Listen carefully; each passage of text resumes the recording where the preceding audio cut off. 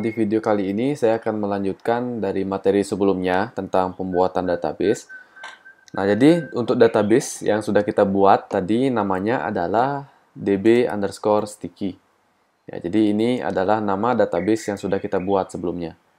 Nah, di mana untuk nama database, seperti yang tadi saya bilang, untuk penamaannya bebas, silakan kalian menyesuaikan sendiri, tapi syaratnya tidak boleh ada atau tidak boleh menggunakan spasi.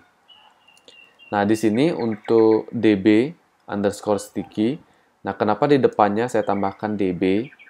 Oke, kemudian untuk tabel nanti yang akan kita buat juga namanya adalah tb_mahasiswa. Jadi kita akan coba membuat tabel untuk menyimpan data mahasiswa. Nah, di sini untuk tabel saya juga menggunakan istilah di depannya yaitu tb. Oke, untuk database saya menggunakan db, untuk tabel saya menggunakan tb. Nah, ini biasanya disebut dengan istilah tabel prefix, ya, atau singkatan yang biasanya mudah dipahami oleh programmer. Jadi, untuk membedakan yang mana database dan yang mana tabel. Nah, itu yang paling sering dilupakan, terutama saat awal-awal belajar, karena untuk database dan tabel itu tentu sangat berbeda. Ya, jadi database itu adalah keseluruhan datanya, termasuk tabel, termasuk isi dari tabelnya. Oke, itu yang disebut dengan database. Sedangkan kalau tabel adalah tabel itu sendiri. Contoh misalnya tabel mahasiswa. Berarti yang termasuk tabel mahasiswa adalah atributnya dan juga isi dari tabel mahasiswa itu sendiri. Oke. Nah, selain itu contohnya di dalam database itu bisa ada beberapa tabel. Ya, jadi nggak cuma satu seperti ini. Mungkin nanti ada tabel dosen, tabel mata kuliah, tabel pegawai, dan sebagainya. Nah, ini salah satu contoh, yaitu tb_mahasiswa. Jadi, ini tabel yang nanti akan kita coba buat di dalam aplikasinya. Oke. Nah, itu tadi mengenai penamaan database dan juga tabel. Nah, jadi di dalam database dbsticky, kita akan membuat sebuah tabel yang bernama tb_mahasiswa. Nah, ini adalah rancangannya yang saya buat. Mungkin untuk perancangan, kalian bisa sudah pelajari di basis data atau basis data lanjut, khususnya di materi tentang ERD atau Entity Relationship Diagram, ataupun kelas diagram, dan yang lain-lain. Nah, di sini database dbsticky ini memiliki sebuah tabel, yaitu tb_mahasiswa. Nah, tabel ini akan memiliki dua buah kolom. Oke, dua buah kolom. Kolom yang pertama yaitu NIM, kolom yang kedua adalah nama. Nah, kenapa saya buat seperti ini? Karena ini hanya contoh untuk belajar, jadi supaya kalian lebih gampang memahami. Jadi kita pakai contoh yang paling simple dulu. Kita menggunakan dua kolom. Nah, jadi kalau kolom di dalam istilah database, itu kita bisa menyebutnya dengan istilah atribut. Ya, kita bisa menyebut dengan istilah atribut. Nah, jadi ini di dalam tabel mahasiswa memiliki dua buah atribut. Yang pertama adalah NIM, yang kedua adalah nama. Nah, kemudian di sini saya menambahkan simbol bintang. Ya, ada simbol bintang di sini di dalam atribut NIM. Oke, saya tambahkan simbol bintang. Nah, jadi itu menandakan bahwa NIM ini akan kita fungsikan sebagai primary key. Oke, jadi itu ada istilah baru. Pertama tadi ada istilah atribut, kemudian ada lagi istilah primary key.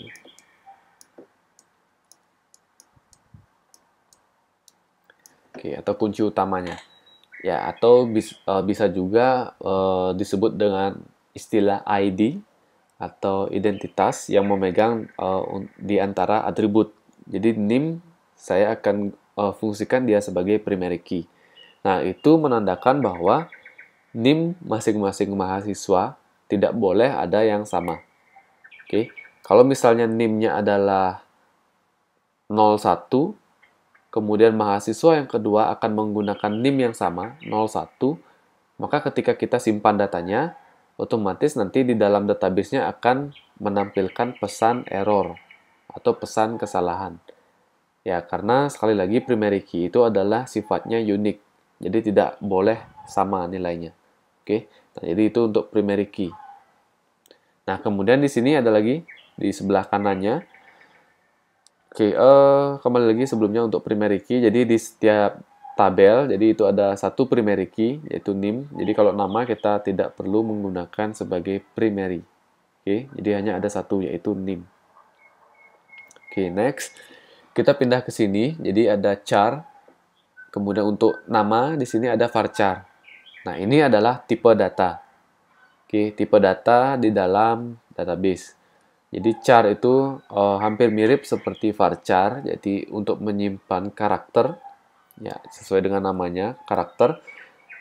Nah, di sini di dalam char untuk name, jadi panjangnya saya batasi menjadi 8 karakter. Nah, kenapa 8 karakter? Nanti contohnya akan saya gunakan seperti pola name yang ada di sticky, yaitu 8 karakter. Tidak kurang dan tidak lebih. Ya, jadi jumlahnya sudah pasti, yaitu 8 karakter. Maka dari itu, tipe data yang saya gunakan adalah char. Oke. Nah, atau banyak juga yang bertanya kenapa untuk name tidak menggunakan integer atau angka. Dan sekali lagi karena alasannya name itu tidak akan kita tambah atau kita kurangi. Jadi name itu hanya berfungsi sebagai identitas. Jadi dia hanya berupa tulisan. Oke. Nah, kemudian untuk nama, kenapa nama ini kita menggunakan varchar? Padahal dia sama-sama berupa tulisan atau karakter. Nah, sedangkan panjangnya di sini saya buat 50. Oke, jadi batas panjang untuk nama itu adalah 50 karakter. Nah, jadi bedanya antara char dan varchar. Kalau char, kalau char, jadi ini jumlahnya sudah pasti. Pasti 8 karakter. Ya. Sedangkan kalau varchar, karena jumlahnya belum pasti, mungkin saja ada nama mahasiswa yang jumlahnya hanya 10 karakter, atau bahkan ada yang 20 karakter, atau bahkan lebih.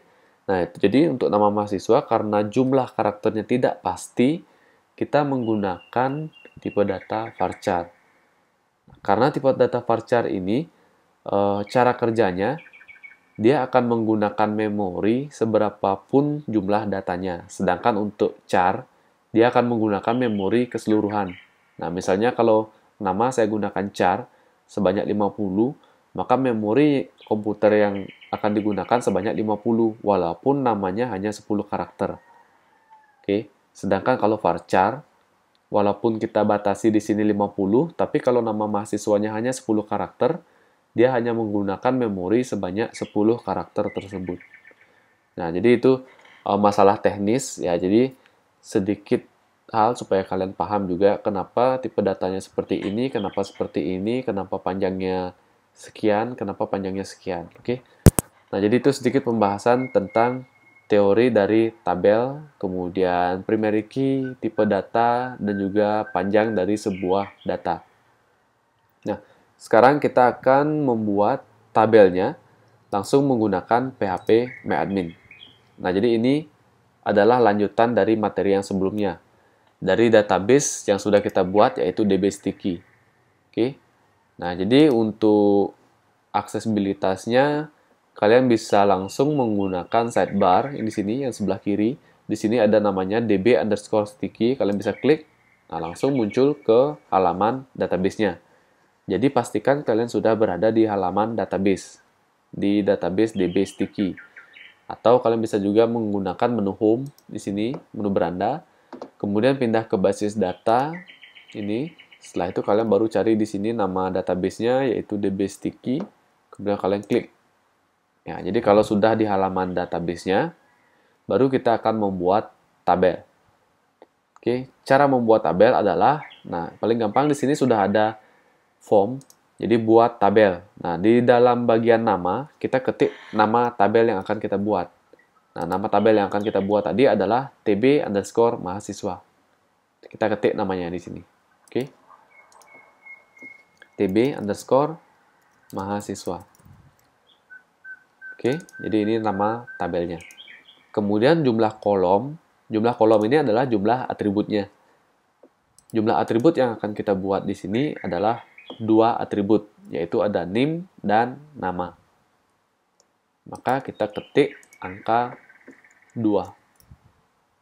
Oke, jadi namanya sudah, jumlah kolom sudah. Sekarang kita klik tombol kirim.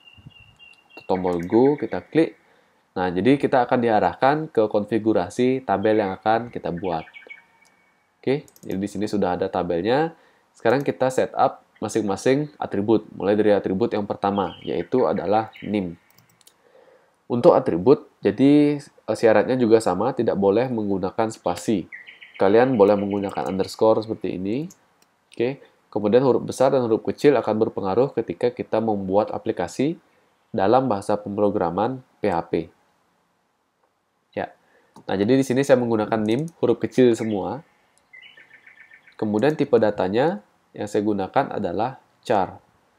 Nah, jadi sekali lagi, saya tidak akan jelaskan semua tipe data di sini. Kalian bisa pelajari nanti di mata kuliah basis data atau di basis data lanjut. Oke, kalau mau dipelajari sebenarnya di sini kalau kita gerakkan kursornya misalnya di INT. Nah, kalau kita diamkan kursornya di sini, nanti akan muncul deskripsinya INT ini adalah tipe data apa. Nah, bisa kalian lihat di sana. Oke. Nah, kita cari char di sini. Oke, di bagian string kita klik char. Kemudian panjangnya adalah 8. Dan NIM ini nanti akan kita ubah sebagai primary.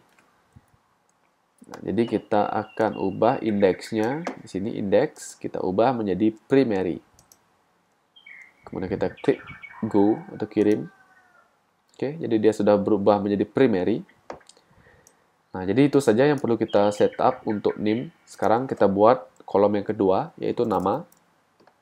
Kemudian jenisnya, tipe data kita buat varchar. Panjangnya sudah kita tentukan tadi, yaitu 50. Ya, jadi itu saja yang perlu kita ubah konfigurasinya. Kalau sudah, sekarang tinggal kita klik tombol simpan. Oke, tombol simpan. Nah, jadi tabel sudah berhasil dibuat. Oke, seperti ini. Struktur tabelnya ya. Untuk struktur kalian bisa lihat di menu struktur di sini. Oke. Kalau untuk melihat isi tabelnya, kalian bisa klik menu jelajahi atau browse di sini. Ya, kita klik jelajahi. Nah, jadi di sini NIM dan namanya masih kosong karena belum kita isi dengan data. Oke, masih kosong. Sedangkan untuk strukturnya kalian bisa klik di menu struktur. Outputnya seperti ini. Jadi sudah terlihat di sini NIM primary, ada lambang kunci di sini. Jenis datanya adalah char, panjangnya 8. Oke, kemudian untuk nama, tipe datanya varchar, panjangnya 50. Ya, jadi itu untuk proses pembuatan tabel. Ini sudah selesai. Nah, sekarang kita coba isi dengan beberapa contoh data. Untuk menambahkan data, kalian bisa pindah atau menekan menu tambahkan atau menu insert. Kalau dalam bahasa Inggris. Oke, klik tambahkan atau insert. Nah, di sini poin yang kalian bisa isi yaitu di kolom nilai. Ya, di bagian nilai di sini. Jadi untuk yang pertama NIM. NIM-nya misalnya saya isi di sini, panjangnya 8 karakter. Misalnya NIM-nya adalah 19000001. Kemudian namanya adalah Budi. Oke, kemudian saya akan isi lagi nilai atau data yang kedua di sini di bawahnya. NIM-nya adalah 19000002. Kemudian namanya adalah Wati. Oke, kalau misalnya kalian ingin mengisikan 5 data, 10 data sekaligus atau bahkan 100 data sekaligus, kalian nanti tinggal ubah di sini di jumlah barisnya. Misalnya mengisi 5 data. Nah, kalian ketik 5 di sini. Oke. Tinggal kalian lanjutkan. Oke, isi data yang ketiga. Namanya misalnya adalah Joko.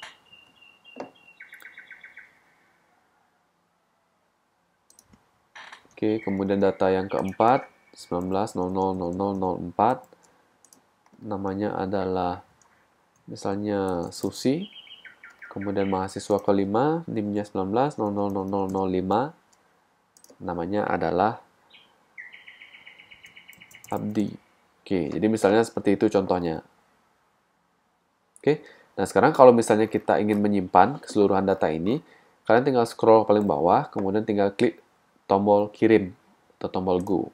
Oke. Nah, jadi ini akan muncul di sini pemberitahuan 5 baris ditambahkan. Jadi ini sudah berhasil ditambahkan. Nah, kalau kalian lihat di sini ada query atau sintaks SQL yaitu insert into TB mahasiswa bla bla bla bla dan seterusnya. Nah, ini adalah script insert yang harus kalian ketikkan secara manual kalau misalnya kita tidak menggunakan DBMS. Oke, kalau kita menggunakan DBMS, berarti prosesnya seperti yang tadi. Tinggal kita ketik, kemudian tinggal kita klik tombol kirim, maka nanti datanya sudah otomatis tersimpan. Nah, jadi seperti itu hal yang sudah dimudahkan oleh DBMS. Nah, sekarang ketika sudah berhasil tersimpan seperti ini, kita bisa pindah ke menu jelajahi atau menu browse. Kita klik. Nah, jadi di sini akan terlihat isi dari tabel mahasiswa yang sudah kita buat. Oke. Nah, jadi di sini sudah ada 5 data sesuai dengan data yang sudah kita inputkan. Kalau kalian mau ubah datanya, tinggal klik menu ubah di sini. Oke, misalnya namanya saya ganti menjadi Buddha. Kita klik kirim. Nah, jadi sudah berhasil. Oke, namanya sudah berubah menjadi Buddha. Kalau kita misalnya mau hapus datanya, tinggal kita klik tombol hapus di sini. Apakah yakin hapus? Oke. Nah, jadi sudah berhasil dihapus. Jumlah mahasiswanya ada 4 sekarang. Kalau misalnya kita mau tambahkan lagi, berarti caranya seperti yang tadi. Klik menu tambahkan. Nah, tinggal ketik name-nya berapa, namanya siapa, kemudian simpan. Oke. Nah, jadi itu proses pembuatan tabel di dalam PHP MyAdmin. Untuk materi selanjutnya, saya akan lanjut di video berikutnya. Terima kasih.